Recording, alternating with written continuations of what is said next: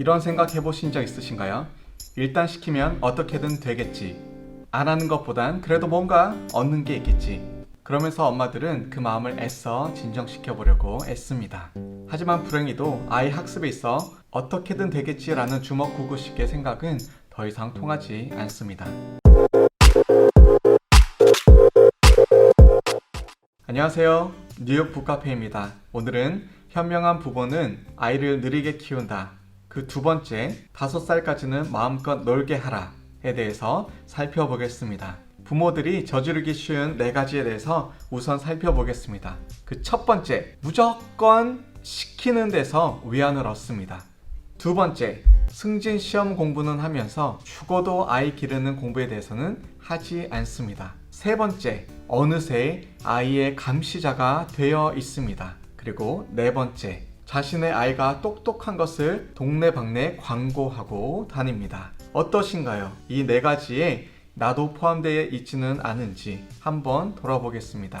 자, 첫 번째, 무조건 시키는 데서 위안을 얻습니다. 아이가 어린데 이제 막 겨우 걷는데 알파벳을 가르치고 혹은 넘버를 가르치고 아이들이 세상을 바라보면서 자연스럽게 세상을 익히고 배워가는 대신에 주먹구구식으로 종이에다가 무엇인가 쓰고 그리고 그것을 아이에게 강요하고 있지는 않는지 한번 돌아봐야 합니다. 아이에게는 그것이 큰 스트레스로 다가옵니다. 그리고 승진 공부는 하면서 죽어도 아이를 어떻게 키우는지에 대한 공부는 하지 않습니다. 이것은 결코 바람직한 태도는 아니겠지요. 우리가 부모가 되어가는 과정이 곧 학습입니다. 우리도 배워가는 것입니다. 함께 아이가 자람으로써 우리 또한 자라나야 합니다. 그것에 있어서 여러 가지 좋은 책들을 읽을 필요가 있고요. 또 오늘 이렇게 뉴욕 북카페를 통해서 배우고자 하는 이런 노력들도 아주 좋은 그런 접근입니다. 그리고 세 번째 실수, 어느새 아이가 감시자가 되어 있습니다. 내가 어린 아이 시절을 한번 돌아볼까요? 우리도 항상 부모가 우리가 무엇을 잘하고 있는지 잘못하고 있는지 그렇게 감시를 했나요? 우리가 때로는 자유롭게 실수도 해보고 물도 엎질러 보고 색깔을 벽에도 칠해보고 그렇게 실수를 통해서 우리가 자라났습니다. 그리고 어느 정도 나이가 되면 그 실수가 더 이상 반복하면 안 되는 그런 실수인 것을 깨닫게 됩니다. 그래서 우리가 우리 자녀들에게 결코 감시자로서 돼, 안 돼 이것만 외쳐서는 안 될 것입니다. 그리고 혹시나 아이가 무엇인가를 잘한다고 할지라도 그것을 동네방네 자랑하고 광고하고 다닐 필요는 없습니다. 아이가 조금 더 빠를 수 있고 조금 더 느릴 수 있지 그것을 가지고 우리 아이가 저 아이보다는 더 낫지, 그래 우리 아이 천재지 이렇게 광고하는 것은, 다른 사람들에게 알리는 것은 도리어 우리 자녀에게 쓸데없는 교만함을 불어줄 수도 있고요. 혹은 큰 스트레스를 가져다 줄 수도 있습니다. 자, 신의진 저자가 IQ 절대로 믿지 말라 라는 소제목을 가지고 이런 공식을 우리에게 보여줍니다. 바로 이것인데요. 지능지수는 IQ는 정신연령 분의 실제 연령 곱하기 100. 이 말이 무엇입니까? 만약에 정신연령이 9살이에요. 그리고 실제 연령은 8살이에요. 그러면 9분의 8 곱하기 100. 그것이 지능지수라는 것이죠. 그런데 사실 생각해보면 어린 시절에 이 어떠한 틀에 만들어 놓은 그런 과학적 사고, 수리적 사고, 혹은 공간적 사고, 이것이 조금 더 빠를 수 있고 조금 더 느릴 수 있지 그것이 절대적으로 이 아이의 어떠한 지능을 나타내는 것은 아닙니다. 그리고 우리가 머리가 똑똑하다고 이 세상에서 과연 성공이 그대로 이루어집니까? 또 한 가지는 우리가 서로 더불어 살아가는 사회에서 이러한저러한 모습으로 내가 얼마만큼 다른 사람에게 유익을 끼치고 그리고 다른 사람의 유익을 내가 또 받는지 주고받는 그런 상황 속에서 우리의 어떠한 가치가 존재하는 것이지 한 가지 어떤 공간 능력, 지각 능력, 수리 능력 이런 걸 가지고 절대적인 가치로 우리의 아이를 평가하는 것은 너무나 우리가 편협한 틀 안에 우리 자녀를 가둬 넣는 것 그 이상도 이하도 아닙니다. 그런 면에서 신의진 저자는 3가지 지능을 우리에게 소개해 줍니다. 바로 분석적 IQ, Analytical IQ가 있고요. 두 번째로 실용적 IQ, Practical IQ가 있습니다.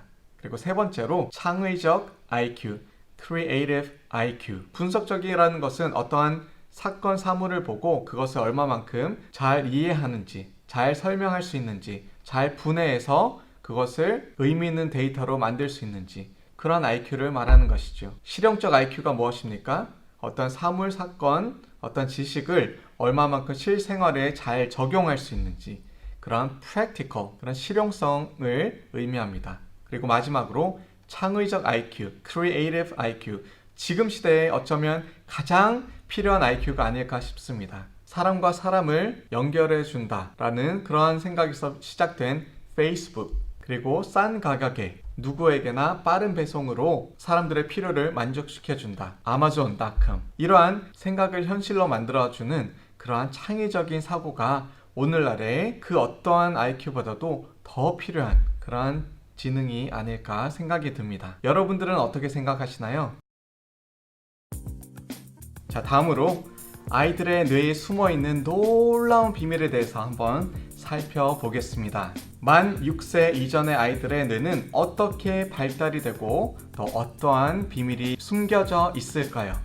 궁금하시죠? 우리 어린 아이들, 만 5세로부터 그 이하의 아이들은 모든 부분이 골고루 어릴 때 이렇게 발달을 합니다. 생각의 발달을 하고요. 우리 육체적인 반응도 발달을 하고 감각도 발달을 하고 오감이 다 골고루 왕성히 발달하는 시기가 바로 0세에서 만 5세까지의 시기입니다. 그렇기 때문에 편중된 그런 학습은 좋지 않습니다. 어떠한 개념을 지식으로만 가르쳐 주려고 하든지 혹은 이렇게 그림으로만 어떠한 평면적인 학습만 하는 것은 좋지 않습니다. 예를 들어서 물고기를 가르쳐요. 그러면 물고기 그림을 보여주고 이것이 물고기다, 물고기다, 외워라, 물고기다. 이렇게 하는 것은 좋지 않다는 것이죠. 대신에 살아있는 물고기를 직접 볼 수 있도록 도와주고 혹은 생선을 맛있게 요리해서 먹여도 주고 혹은 낚시를 떠나서 물고기를 잡는 것을 보여주던지 혹은 영상으로 다양한 크기의 물고기를 보여준다든지 혹은 수산시장에 가서 물고기의 냄새를 맡게 해준다든지 이런 다양한 오감을 자극할 수 있는 그런 교육이 우리 자녀들에게 훨씬 더 살아있는 교육이 된다는 것이죠. 그리고 이 어린아이의 시절, 5세까지의 이 시절은 아이의 정서적인 측면이 아주 발달하는 그러한 시기입니다. 즐겁고 행복하게 생활할 수 있도록 도와주어야 합니다. 그렇게 될 때에 스스로에 대해서 긍정적인 생각을 갖게 되고요.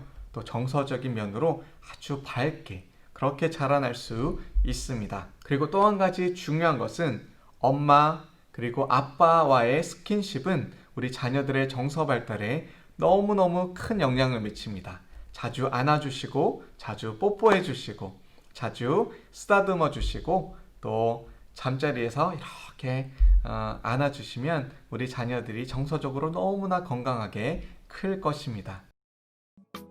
혹시 자녀들을 영재학원, 엘리트 학원 혹은 속성학원 이러한 다양한 학원 속에 우리 자녀를 밀어넣고 계신 분은 여기 혹시 계실지 모르겠습니다. 자, 그렇다면 잘 들어보십시오. 우리 어린아이들을 어려서부터 영재학원 혹은 경쟁 속으로 밀어넣으면 아이들은 엄청난 스트레스를 받습니다. 그것을 잘 표현할 수도 없죠. 아직 어리기 때문에.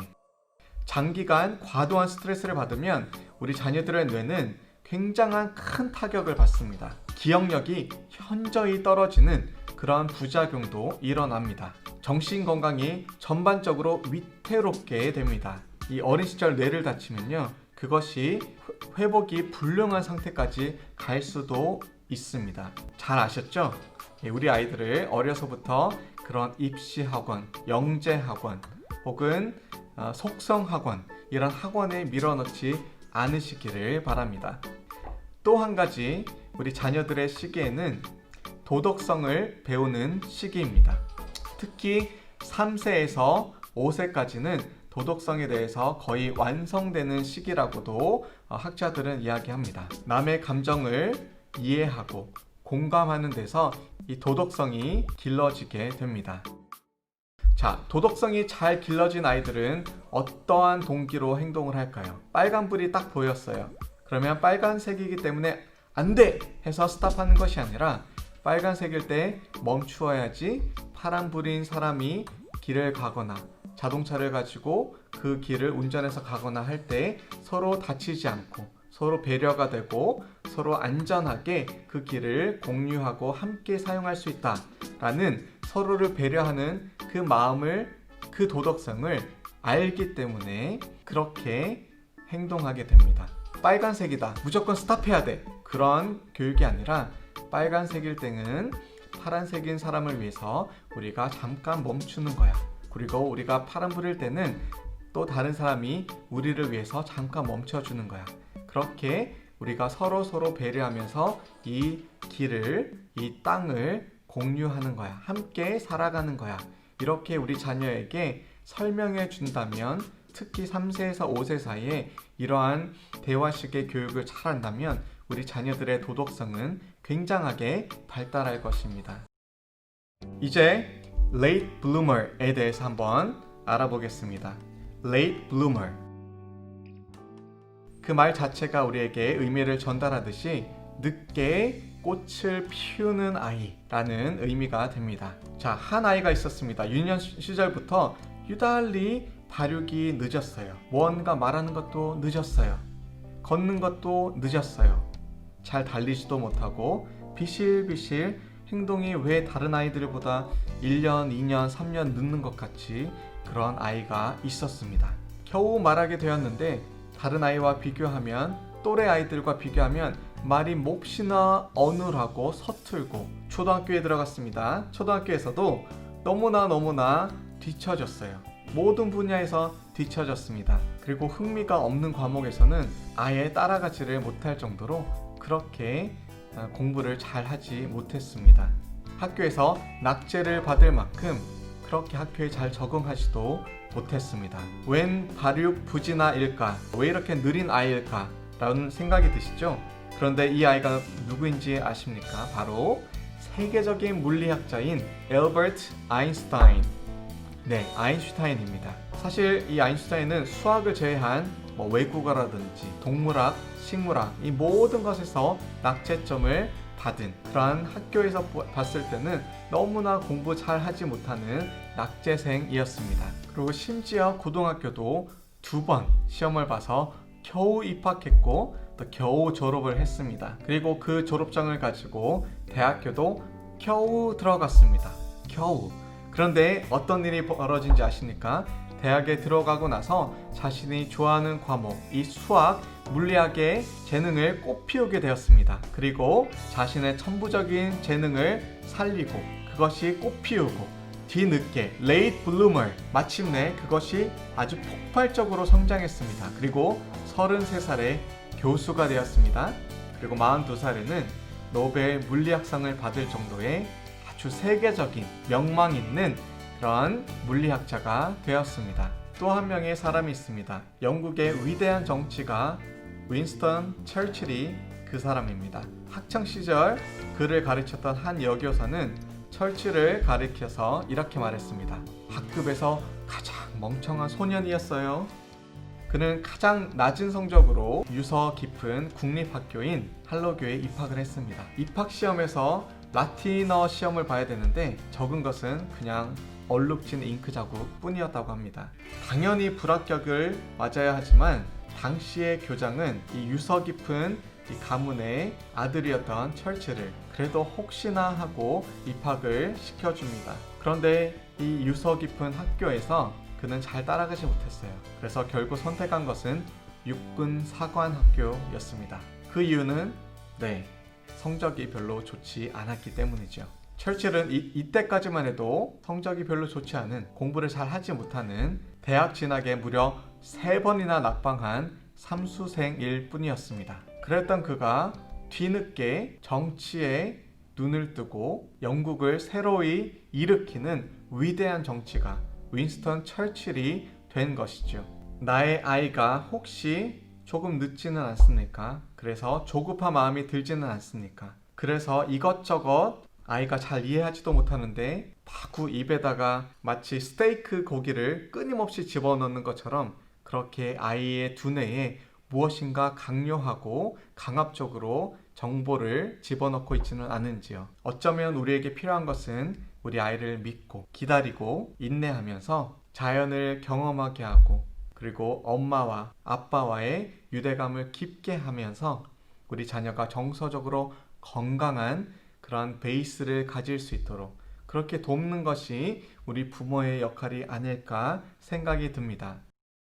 그래서 이 아이가 때가 되었을 때 부모의 충분한 믿음과 사랑을 인내와 용서를 경험한 우리 자녀들이 마침내 레이트 블루머, 아인슈타인처럼 윈스턴 처칠처럼 그러한 사람으로 자라날지 누가 알겠습니까? 혹 그렇게 되지 못할지라도 우리 자녀들이 행복한 아이로 전인격적인 어른으로 성장할 수만 있다면 우리가 조급하게 아이에게 스트레스를 주어서 그 뇌가 너무나 상하고 혹은 삶에 대해서 큰 의욕을 가지지 못하는 성취에 대한 기쁨을 알지 못하는 그런 아이로 자라났는데 우리가 걸림돌은 되지 않아야 하지 않을까요?